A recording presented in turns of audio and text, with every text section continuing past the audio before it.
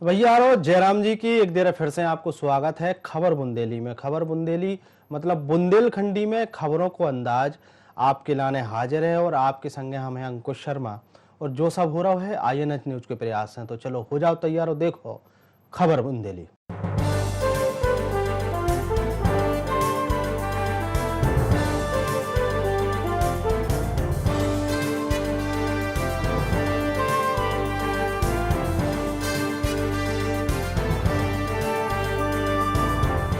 खबर बुंदेली में सबसे पहले बात करते हैं पन्ना जिला की। पन्ना विधायक बृजेंद्र प्रताप सिंह हो मुख्यमंत्री शिवराज सिंह मंत्रिमंडल में कैबिनेट मंत्री बना गया है और उन्हों खनिज साधन और श्रम विभाग की जिम्मेदारी दी गई है।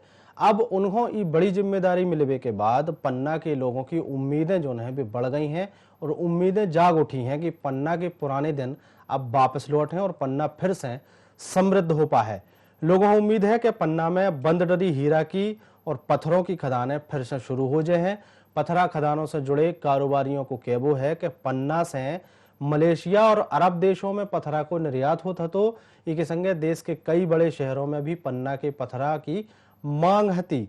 इस तरीके से पन्ना में बहुमूल्य हीरा पाओ जाता तो हीरा के अधिकांश खदानें भी अब वन सीमा विवाद के चलत भय बंद डरी हती, लेकिन अब उनके मंत्री बनबे से जो सब काम चालू हो जाए है और लोगों रोजगार भी मिले है।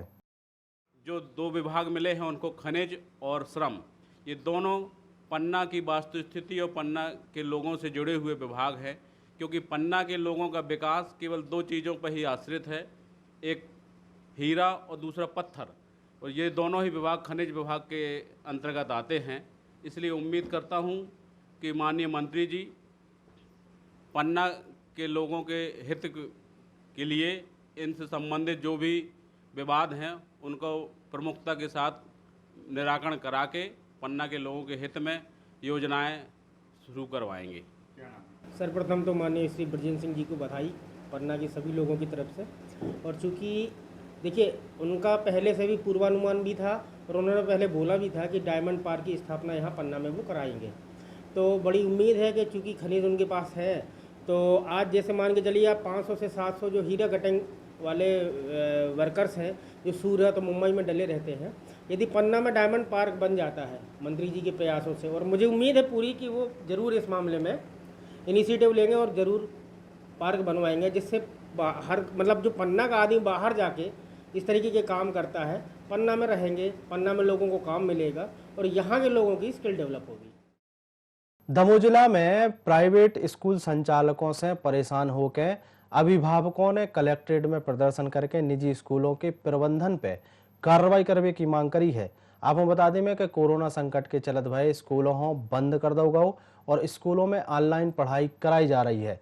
इसके बाद भी निजी स्कूलों के संचालक बाल बच्चों के अभिभावकों पे स्कूल की फीस जमा करने के लाने दबाव बना रहे हैं। इसके संगे स्कूल संचालक जब धमकी भी दे रहे हैं कि अगर 31 जुलाई तक फीस जमा न करवाई जाए है तो अभिभावकों को परेशानी हो सकत है। जिनसे नाराज अभिभावकों ने मुख्यमंत्री के नाम पे कलेक्टर को एक ज्ञापन सौंपो है और ऐसे स्कूलों के खिलाफ में कार्रवाई करने की तक मांग करी है। जो स्कूलों का मनमाना रवैया चल रहा है, विद्यालय प्रारंभ नहीं हुए हैं और उनके द्वारा फोन लगाकर मैसेज भेजकर 31 जुलाई की अंतिम तिथि तय की गई है कि आप विद्यालय की फीस जमा करें। लूटन बचाए हैं, कोई जो लॉकडाउन में स्कूल लगे नहीं है वो तब भी इनको पैसा चाहने हैं। सो हमारे ने आज मांग करी है कि ऐसे पैसा न लो, जब से स्कूल फीस तब से दे हमारे सब ऐसे ने हमारे सब ने मिल रहा हो जुल्ला हो कह रही है कि जब स्कूल जब खोल हो जब फीस दे। खबर जबलपुर से है, जहां पे कांग्रेस पार्टी के राज्यसभा सांसद विवेक तनखा ने अपने दर्द बयां करो है। उन्होंने ट्वीट के माध्यम से अपनो दर्द बताउत भाई कही है कि राजस्थान के सचिन पायलट और मध्य प्रदेश के ज्योतिरादित्य सिंधिया हमारे बहुत करीबी हते, उनके कांग्रेस छोड़वे को भारी दुख है। उन्होंने विवेक तनखा ने लिखो है कि पायलट और सिंधिया दो ही चमकते भाई सितारे हैं। विवेक तनखा के ट्वीट के बाद कांग्रेस पार्टी में जम के चर्चा भी हो रही है और अब तनखा के ट्वीट से समझी जा सकता है कि पार्टी के आला नेताओं में भी इस बात को कितनो बड़ो दुख है कि पार्टी के जो युवा नेता हैं वे धीरे धीरे कांग्रेस से दूर हो जा रहे हैं। खबर इंदौर से है, जहां पे पुराने राज्य मंत्री दर्जा प्राप्त कंप्यूटर बाबा ने INH न्यूज से खास बातचीत करी है। कंप्यूटर बाबा को कहबो है कि वे पूरे 25 विधानसभाओं में घूम के हजारों संतों के संगे जाके प्रचार कर हैं और जनता से मांग कर हैं कि वे धन लोभियों को वोट न देवें। ज्योतिरादित्य सिंधिया के कांग्रेस छोड़वे पे कंप्यूटर बाबा को मानवो है कि उनने लालच में कांग्रेस छोड़ दो है। कंप्यूटर बाबा ने नेपाली प्रधानमंत्री पे भी अपनी बात रखी है, काका कही है उनने, आप भी सुनो।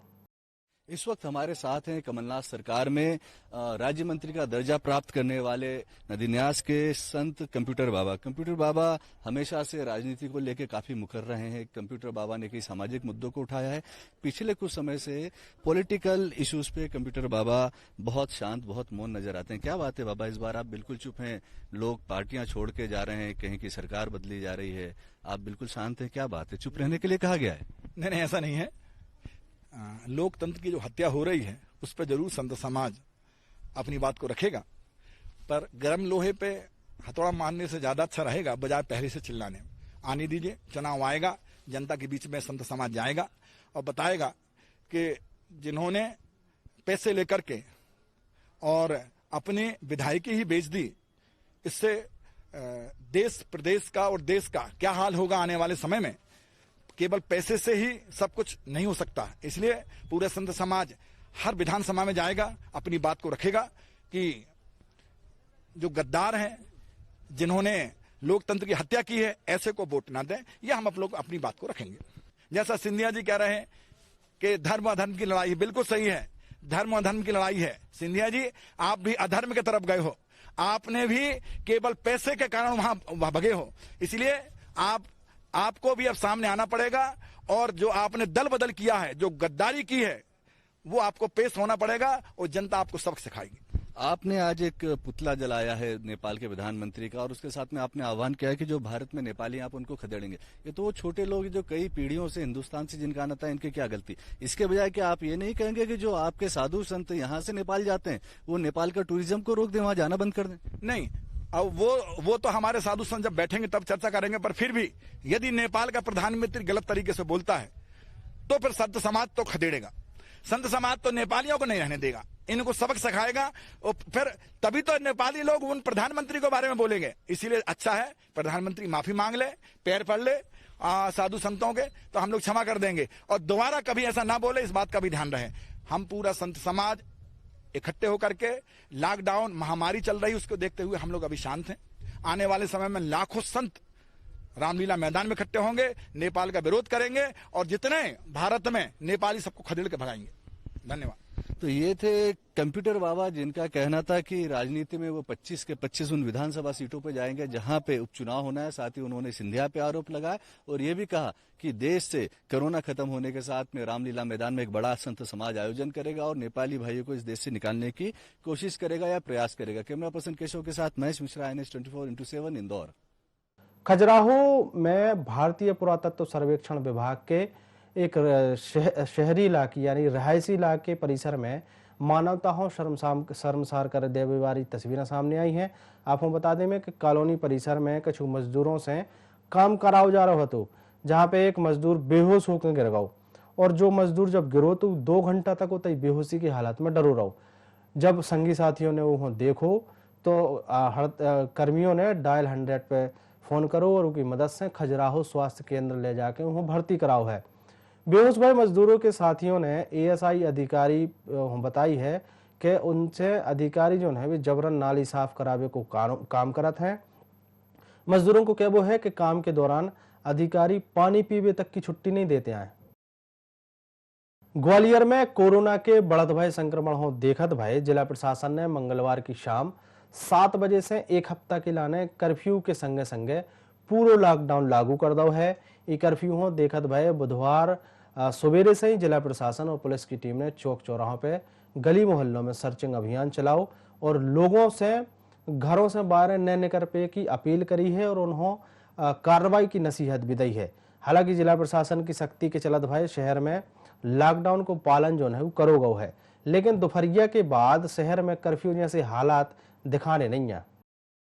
जिस तरीके से संक्रमण फैलता जा रहा है, हमारी जिम्मेदारी है कि घर पे रहें, सुरक्षित रहें और घर से बाहर न निकलें। बहुत ही ज़रूरी कोई काम हो, इमरजेंसी, मेडिकल इमरजेंसी हो तो ही घर से बाहर निकलें और प्रशासन का सहयोग करें। घर में साफ सफाई रखें और अपने बुजुर्गों का ध्यान रखें। संक्रमण को फैलने से रोकना है हमको, क्योंकि ये आप इस समय जो विश्वव्यापी आपदा आई है, इससे हमें बचना है।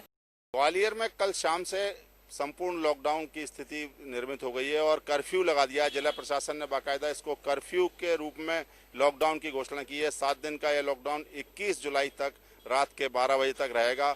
और ये कर्फ्यू के दौरान जो हालात रहते हैं, आप देख सकते हैं, मैं इस समय इंदरगंज थाना क्षेत्र के चौराहे पर खड़ा हुआ हूं, लेकिन यहाँ पर कर्फ्यू जैसे कोई हालात दिखाई नहीं दे रहे हैं। लगातार गाड़ियां वाहन चल रहे हैं, स्कूटर मोटरसाइकिल कार चल रही हैं। हालांकि जो दुकानें हैं आसपास की वो बंद हैं, शराब की दुकान बंद है, जनरल स्टोर और दवाइयों की दुकानें भी बंद हैं। हालांकि शाम को 4 बजे तक की दवाइयों के थोक व्यापार की छूट दी गई है, लेकिन रिटेल की दुकानें बंद हैं। लेकिन आवाजाही है वो अभी लगातार बनी हुई है। लोग कर्फ्यू का, लॉकडाउन का पालन नहीं कर रहे हैं और लगातार अपने अपने कामों से निकले हुए हैं। हम देख रहे हैं और हम बात करेंगे कि ये कर्फ्यू का जो आपको लॉकडाउन जैसी स्थिति दिखाई दे रही है, तो क्या कर्फ्यू का पालन कर रहे हैं शहर में लोग? कुछ खास ही लोग निकल रहे हैं यहाँ, जिनको मेडिकल, जिनको डॉक्टर्स के पास जाना है या कुछ बहुत ही खास विशेष काम से निकलना, वही लोग जहाँ। ये कर्फ्यू आज लगा हुआ है शहर में, आपको पता है? हाँ सर, लगा हुआ है। मैं ये बच्चे की दवाई लेने आया था। कर्फ्यू का अगर सख्ती से पालन नहीं किया गया तो जो अभी 1200-1300 संक्रमित मरीज ग्वालियर में दिखाई दे रहे हैं, उसकी संख्या हजारों और लाख पहुंचने में कोई देरी नहीं होगी। प्रशासन की जरा सी भी ढिलाई और आम जनता की लापरवाही किस दोनों पर भारी पड़ सकती है। कैमरामैन अजय उपाध्याय के साथ जावेद खान, INS न्यूज ग्वालियर। झाबुआ जिला में भील प्रदेश मुक्ति मोर्चा के पदाधिकारियों ने गुरुवार हो झाबुआ के कलेक्टर हो, राज्यपाल के नाम पे और राष्ट्रपति के नाम पे ज्ञापन सौंपे है और ज्ञापन में मांग करी है कि भारत में आदिवासियों के अधिकारों को सुरक्षित रखने के लाने 5वीं और 6वीं अनुसूची पे अमल करत भय भील प्रदेश की स्थापना करी जाए। राजस्थान, गुजरात, महाराष्ट्र और मध्य प्रदेश में आदिवासी क्षेत्रों को मिला के भील प्रदेश बनाओ जावे, जिनसे आदिवासियों के जल, जंगल और जमीन के संगे उनके हितों की रक्षा हो सके और आदिवासियों को उचित सम्मान जो है मिलत रहे। महाराष्ट्र, राजस्थान, गुजरात और मध्य प्रदेश के चारों राज्यों को मिलाकर आज भील प्रदेश की मांग, राज्य की मांग को लेकर जगह जगह ज्ञापन दिया जा रहा है। हमारी मांग है कि 5वीं 6वीं अनुसूची के अंतर्गत जो ट्राइबल क्षेत्र आते हैं उनको एक अलग से भील प्रदेश राज्य बनाया जाए। खबर रतलाम जिला से है, जहां रतलाम जिला के जावरा में मंगलवार की शाम में एक किराना व्यापारी पे अज्ञात हमलावरों ने गोली चला दी। गोली व्यापारी के पांव में लगी है। व्यापारी हो इलाज के लाने जिला अस्पताल में भर्ती कराया गया है। अब बताई जा रही कि घटना जो है जा उते दुकान में लगे CCTV कैमरा में कैद भई है। आपको बता दें कि कमानी गेट पे पीड़ित हातिम बोहरा के किराने की दुकान है और शाम को करीब 5:30 बजे व्यापारी दुकान पे बैठो हतो। यही समय पे एक मोटरसाइकिल पे सवार होकर अज्ञात युवक जो है आए और व्यापारी के ऊपर फायर कर दो, फिर बाइक से फरार हो गए बे। उतई SP ने 2 आरोपियों पे 10,000 रुपया को इनाम घोषित करो है। SP गौरव तिवारी के ने बताई है कि जब CCTV में जो बाइक से उतर के फायर करे वालो युवक है वो लंगड़ा रहो है। तो तई व्यापारी हो कुछ दिन पहले एक फोन भी आओ हतो, जो उनकी सूचना व्यापारी ने पुलिस होने दी हती। जबलपुर में एक वीडियो वायरल हो रहा है, जो उनमें पुराने विधायक को मोड़ा गोलियां चला रहा है। जबलपुर जिला में जो वीडियो वायरल हो रहा है उनमें बरगी की पुरानी विधायक प्रतिभा सिंह के मोड़ा गोलू सिंह ने रेत की खदान हो लेके गांव वालों पे गोलियां बरसाई हती, जो उनके विरोध में गांव के लोगों ने भी गोलू सिंह और उनके संगी साथियों पे हमला करो हतो और उनकी गाड़ियों में तोड़फोड़ करी हती। आपको बता दें कि रविवार की रात में जबलपुर के बेलखेड़ा थाना के अंतर्गत गांव कुंडा में भी खुलेआम गोलियां चली हैं। भोपाल में पुराने मंत्री जीतू पटवारी को एक बयान सामने आया है, जिनमें उनने कही है कि कमलनाथ विधानसभा में नेता प्रतिपक्ष बनाए गए हैं। उनके आगे पटवारी को कहबो है कि प्रदेश में भाजपा की सरकार कमलनाथ पे लगकर झूठो आरोप लगाते रहते हैं। अगर कमलनाथ सरकार में भ्रष्टाचार भाव है तो शिवराज सिंह चौहान नाम का ही नहीं बताते हैं। ये बात को जवाब जो है अब जनता उपचुनाव में दे है। जो भी कहबो है उनको जीतू पटवारी को कहबो है कि ये बेरे उपचुनाव में कांग्रेस पार्टी पूरे दमखम से चुनाव लड़े है। ई के लाने पुराने मंत्री जीतू पटवारी ने चुनाव आयोग से जल्दी चुनाव करवावे की मांग कर डाली है। भाजपा की रैली पे भी उन्हें पलटवार करो है। पटवारी ने आरोप लगाओ भाई कही है कि पूरे प्रदेश में कोरोना चरम पे है, लेकिन भाजपा की चुनाव की रैलियां जो है भी लगातार हो रही हैं। जहाँ तक प्रश्न है नेता प्रतिपक्ष का, हम पहले भी इस मामले में बता चुके हैं कि आदरणीय कमलनाथ जी इस सत्र के सदन में और आने वाले समय में भी नेता प्रतिपक्ष की भूमिका भी निभाएंगे। मैं मानता हूं कि पूरी पार्टी का और लीडरशिप का संयुक्त एक जैसा सोच के साथ ये निर्णय लिया गया। ग्वालियर में कोरोना के बढ़त भये मामलों को देखत भये मध्य प्रदेश सरकार के निर्देश पे किल कोरोना अभियान चलाओ जा रहा है, जो उनके अंतर्गत संदिग्ध और कोरोना के लक्षण वाले मरीजों को सर्वे उनको कराया जा रहा है और उनको कोरोना टेस्ट भी कराया जा रहा है। बुधवार को स्वास्थ्य विभाग की टीम ने जिला प्रशासन और नगर निगम समेत अन्य विभागों के कर्मचारियों की मदद से करीब 100 से ज्यादा लोगों को सैंपल लिए हैं, जिनसे ICMR की गाइडलाइन के अनुसार कोरोना परीक्षण के बाद आई जांच रिपोर्टों के आधार पर कोरोना वायरस की चेन हो तोड़ो जा सके और बढ़त भय संक्रमण हो रोको जा सके। किल कोरोना अभियान के तहत जो घर घर जो टीम जा रही हैं और जो टीम सर्दी खांसी जुकाम के तहत जो व्यक्ति चिन्हित होते हैं, संदिग्ध होते हैं, उन व्यक्तियों का ये टेस्ट कोविड-19 टेस्ट कराया जा रहा है। ये जोन 12-13 के अंतर्गत जो वार्ड आते हैं 45, 56, 57, 58, 59, उन लोगों के जो व्यक्ति उस अभियान में जो चिन्हित हुए हैं उनका एक टेस्ट कराया जा रहा है। लगभग 100 व्यक्तियों का टेस्ट कराने की टारगेट है। इंदौर के जिला जेल में 3 और स्टाफ कोरोना के मरीज मिलने के बाद जिला जेल में हड़कंप मच गया है। एक संग बताई जा रही है कि इन्हीं स्टाफ में से एक को परिवार भी संक्रमित भाव है। इबेरे पॉजिटिव मिले मरीजों में से एक डिप्टी जेलर और एक मुख्य सिपाही और एक सिपाही भी शामिल है। और अब मानी जा रही है कि जेल में और भी लोग कोरोना के मरीज हो सकते हैं। आपको बता दें कि इससे पहले सेंट्रल जेल में लगभग 45 के लगभग कोरोना पॉजिटिव मरीज मिले थे। मेरे आने से पहले मुझे ये पता चला था कि मेरा एक अधिकारी है यहाँ पर सोमवीर सिंह कुशवाहा जी, वो कोरोना पॉजिटिव हैं। उसके बाद फिर उनके जो ड्राइवर हमारे ड्राइवर थे मोहर सिंह, वो भी उनको सस्पेक्टेड लग रहा था, तो उनको भी चेक कराए तो उनको भी पॉजिटिव निकला हुआ है। और एक हमारा प्रहरी है जो वो मोहर सिंह के टच में रहते थे, तो वो भी कोरोना पॉजिटिव है, उनको भी हमने भी भर्ती करा दिया है। बड़वानी पुलिस ने कमल भील की नाबालिग मोड़ियों पोरबंदर जामनगर गुजरात से बरामद करके आरोपियों गिरफ्तार कर लो है। आरोपी राहुल पिता शंकर भील निवासी चूना भट्टी बड़वानी को बताओ जा रहा है। बड़वानी के TI ने नाबालिग मोड़ी हों उनके माता पिता हों सौंप दो है। उतई पुलिस ने नाबालिग के बयान पे आरोपी के खिलाफ में मामला दर्ज करके कार्रवाई करी है। अब हम बता दें कि नाबालिग मोड़ी के पिता ने बड़वानी थाने में रिपोर्ट दर्ज कराई थी, जिनमें कही गई थी कि आरोपी राहुल उनकी मोड़ी हों बहला फुसला के भागा लिया गया है। नाबालिग नहीं है। आधार कार्ड 2001 के 2019 20 नहीं तो कहाँ पोरबंदर में थे क्या? पोरबंदर में क्या कर रहे थे? काम करते खेती में। शादी कर ली तुम दोनों ने? शादी का कागज हुई तो वहाँ शादी करें, वहाँ तो कागज बिना तो शादी तो करने नहीं देंगे। लड़की जो है दस्तयाब हुई और साथ में जो आरोपी था यहीं चूना भट्टी का रहने वाला आरोपी राहुल पिता शंकर भील उम्र 21 वर्ष चूना भट्टी, ये साथ में था। ये उसको भगाकर यहाँ से ले गया था बहला फुसला कर, तो लड़की को दस्तयाब करके उसके माता पिता को सुपुर्द कर दिया गया है। और आरोपी के खिलाफ जो लड़की ने बयान दिए हैं और जो मेडिकल साक्ष्य है उसके आधार पर धारा 370 और पॉक्सो एक्ट की अधिनियम के तहत कार्रवाई की, उसको गिरफ्तार किया है। मंदसौर जिला में अवैध मादक पदार्थों की तस्करी में जो है लगातार खबरें आती रहती हैं। यही कड़ी में मंगलवार की रात में पुलिस मुखबिर से सूचना मिली थी कि उतर पर डोडा चूरा को परिवहन जो है होबे बारो है। जो उनके बाद जो सूचना जो है उतर के वरिष्ठ अधिकारियों दी गई और वरिष्ठ अधिकारियों के निर्देश पे पुलिस टीम ने कार्रवाई करत भाई एक आरोपियों को गिरफ्तार करो है।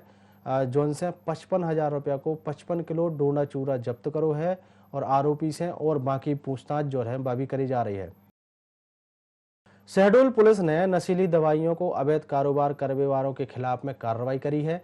जयसिंह नगर थाना और व्यवहारी चौकी पुलिस ने 6 जनों को गिरफ्तार करो है। इसके संगे आरोपियों के पास से अवैध गांजो भी जो है वो भी जब्त करो है और अवैध दवाइयां भी जब्त करी हैं। जब्त करे गए गांजे की कीमत लगभग 8 लाख रुपया बताई जा रही है। मामले में जिला के जो कप्तान है सत्येंद्र शुक्ला ने कही है कि ई नेटवर्क को खत्म करने के प्रयास जो है उके लाने कार्रवाई करी गई है। इनके कब्जे से 43 किलो गांजा बरामद किया गया है। 2 मोटरसाइकिलें बरामद की गई हैं, इनके मोबाइल फ़ोन बरामद किए गए हैं। इस प्रकार लगभग 7.5 लाख रुपए का गांजा इनके कब्जे से बरामद हुआ है। और इन पर जब अगली तफ्तीश की गई तो पता चला कि रवि गुप्ता नामक एक जतहरी निवासी व्यक्ति है, जिसने स्कॉर्पियो से यह गांजा लाकर इनको दिया था, जो उड़ीसा के किसी स्थान से लाया था। उसे मामले में आरोपी बनाया गया है। उसकी खोजबीन की जा रही है, पता रसी के प्रयास किए जा रहे हैं और पूरे नेटवर्क को चिन्हित करके इस पर कार्यवाही करने के लिए पूरी रणनीति तैयार कर ली गई है। बात अशोकनगर की भाजपा ई बेरे पुराने विधायक जजपाल जज्जी हो टिकट दे सकत है। जजपाल सिंह जज्जी अब हाल ही में सिंधिया के संगे कांग्रेस छोड़कर भाजपा में आए हते। अगर अपने सियासी करियर की बात करें तो वे हमेशा से सिंधिया के कट्टर समर्थक माने जाते हते और जजपाल सिंह जज्जी अब शिवराज सिंह चौहान हो विकास पुरुष बताऊं लगे हैं। इसके अलावा जज्जी ने दावा करो है कि जब से शिवराज सिंह चौहान ने सरकार संभाली है तब से अशोकनगर में कई विकास के काम चालू भए हैं। मुद्दे स्पष्ट हैं कि हम लोग जो पिछले 15 महीने पिछली कांग्रेस सरकार में हम लोगों ने जो पार्टी के एमएलए रहते हुए सरकार के हम लोगों को जिस तरह से असहयोग किया गया सरकार द्वारा मंत्रियों द्वारा, तो हम क्षेत्र में कोई काम नहीं करा पाए थे।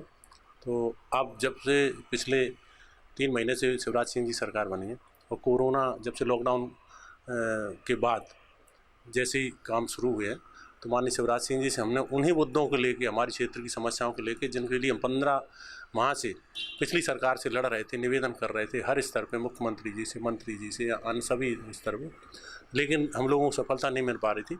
लेकिन अब जब माननीय शिवराज जी सिंह जी के सामने हमने वही समस्याएँ अपनी रखी, क्षेत्र के विकास की बात की, तो पिछले 1 महीने में मैं लगभग 1 माह पूर्व माननीय मुख्यमंत्री जी से मिला था, तो जितनी योजनाएं मैंने उनको क्षेत्र के विकास के लिए दी थी लगभग उनमें से 60 से 70% योजनाएं उन्होंने स्वीकार कर दी।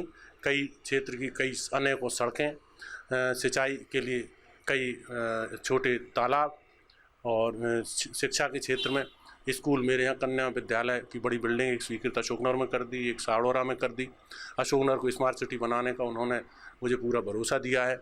और इसी तरह विद्युत अनेक सब स्टेशन जिनकी ग्रामीण क्षेत्रों में ज़रूरत थी, कहने का मतलब वो सारी और अनेक जो नगर पालिका अशोकनगर के आप जैसे शहर के बीच में तुलसी सरोवर पार्क की सौंदर्यीकरण की योजना थी, हमारी हमारी डैम जहाँ से पेयजल हमारे शहर को आपूर्ति होती है उसकी समस्या थी, उसको एक दूसरे बरकेरा छज्जू तालाब से जोड़ने की योजना थी, तो जिनके लिए मैं 15 महीने से लड़ रहा था, लेकिन बिल्कुल भी उसमें किसी तरह की कोई कार्रवाई भी नहीं करा पा रहा था।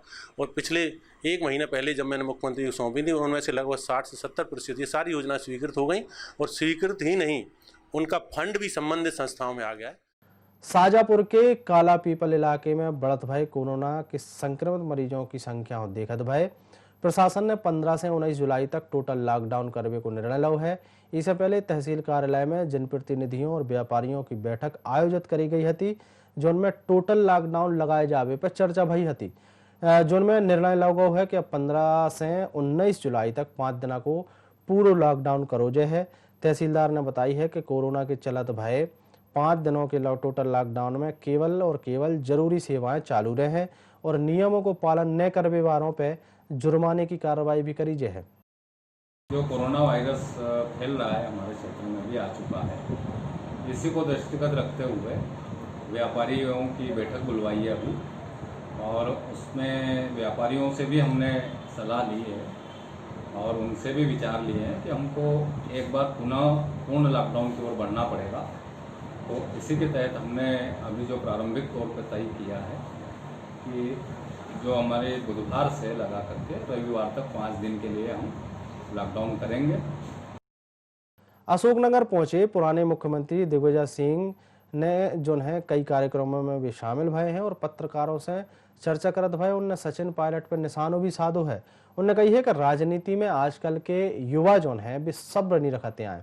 उन्हें मीडिया ने जब उनसे सवाल पूछी कि राजस्थान में सरकार रहे या चली जाए, तो उनके जवाब में उन्होंने कही है कि राजस्थान सरकार अपने 5 साल पूरे कर है।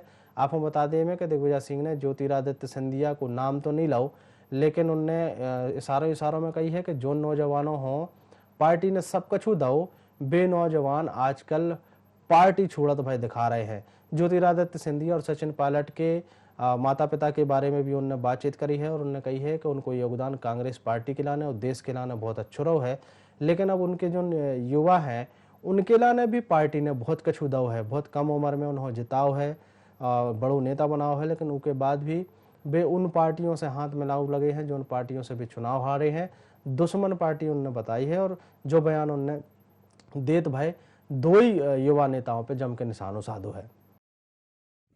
सचिन से मेरे बहुत अच्छे संबंध रहे, राजेश जी से मेरे बड़े अच्छे संबंध रहे, जिस तरह से माधवराव जी के साथ हमारे अच्छे संबंध। इन नौजवानों को सब्र नहीं है, राजनीति में सब्र होना चाहिए और सब्र होने से ही व्यक्ति आगे बढ़ता है। जो ये लोग भूल जाते हैं उन लोगों को जिन्होंने देश की आज़ादी के लिए बरसों जेल में रहा, उसके बाद उनको 60-65 साल की उम्र में जाके कुछ मिला। तो ये जो कुछ हुआ है अच्छा नहीं हुआ। दिल्ली में सचिन पायलट ने बयान देते भाई कही है कि बे साफ के वो चाहते हैं कि उनको बीजेपी में शामिल होने की कोनो योजना नहीं है। लोग जो है उनकी छवि बिगाड़वे के लाने ऐसो कह रहे हैं। उन्होंने कही है कि वे राजस्थान के लोगों की सेवा कर वो चाहते हैं। उन्होंने कही है कि वे अबे भी कांग्रेस पार्टी के सदस्य हैं। सचिन पायलट को क्या वो है कि आगे का करने हैं ई पे फैसला लो जा रहा है। आपको बता दें में कि जयपुर में विधानसभा स्पीकर ने सचिन पायलट समेत 19 विधायकों को बेहब को उल्लंघन करवे पर नोटिस जारी करो है और ये नोटिस को जवाब जो है 17 जुलाई तक मांगो है। प्रधानमंत्री नरेंद्र मोदी ने विश्व युवा कौशल दिवस की शुरुआत की 5वीं वर्षगांठ के मौका पर लोगों को संबोधित करो है। इस दौरान प्रधानमंत्री मोदी ने कही है कि कोरोना के इस संकट ने वर्ल्ड कल्चर के संगे नेचर ऑफ जॉब हो भी बदल कर रख दो है। एक संगे प्रधानमंत्री मोदी ने कही है कि स्किल के प्रति अगर आप में आकर्षण नहीं है तो वे कछु नई सीखवे की ललक नहीं है। इसके अलावा उनको क्या वो है कि अगर स्किल और ललक आपके अंदर है तो आपको जीवन लगातार बढ़त रहे, नहीं तो आपको जीवन ठहर जाए। एक रुकावट ऐसी महसूस होता है, उन्होंने जब भी कही है, इस प्रकार से वे व्यक्ति अपने व्यक्तित्व हों और अपने विचारधारा हों, अपनी पर्सनालिटी हों और बोझ बना लेते हैं। एक संगे प्रधानमंत्री मोदी ने कही है कि स्किल के प्रति आकर्षण जीवे की ताकत देते है, जीवे को उत्साह देते है। स्किल की ताकत और सफल व्यक्ति की बहुत बड़ी निशानी और व्यक्ति के जीवन में नई प्रेरणा लेके आउत है। भारत में रिकॉर्ड स्तर पर कोरोना संक्रमितों की संख्या बढ़ रही है। अमेरिका और ब्राजील के बाद सबसे ज्यादा मामले भारत में दर्ज करे गए हैं। देश में कुल संक्रमितों की संख्या 9.25 लाख के पार पहुंच गई है। स्वास्थ्य मंत्रालय के ताजा आंकड़ों के अनुसार देश में अब तक 9,36,181 लोग कोरोना से संक्रमित हो चुके हैं। इनमें से 24,309 लोगों की मौत भी हो चुकी है, जबकि 5,92,000 लोग ठीक भये हैं। और पिछले 24 घंटों की अगर बात करी जाए तो कोरोना वायरस के 29,429 नए मामले सामने आए हैं और 582 मौतें भई हैं। आज के बुंदेलखंडी अंदाज में बुंदेली बुलेटिन में इतना ही। कल हम फिर हाजिर होंगे यही समय पे यही भाषा के संगे। तब तक के लाने आप हमें दे इजाजत और देखत रहो INA 24/7। जय राम जी की।